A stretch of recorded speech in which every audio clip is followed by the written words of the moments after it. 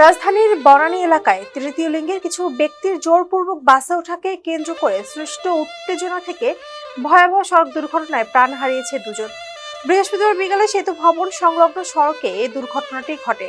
Police ও স্থানীয় সূত্রে জানা যায়, মহাখালী থেকে গাজীপুরগামী ভুইয়া পরিবহনের একটি বাসে তৃতীয় লিঙ্গের কয়েকজন ব্যক্তি জোরপূর্বক ওঠেন এবং অর্থের দাবি করেন।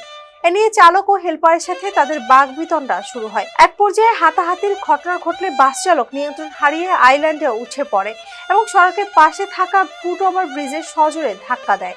এ সময় সড়কের সৌন্দর্য বর্ধনের কাজে নিয়োজিত সিটি কর্পোরেশনের 2 শ্রমিক বাসের ধাক্কায় ঘটনাস্থলে নিহত হন।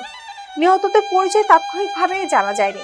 দুর্ঘটনার পর ট্রাফিক পুলিশ বাসটি জব্দ করলেও চালক পালিয়ে গেছেন।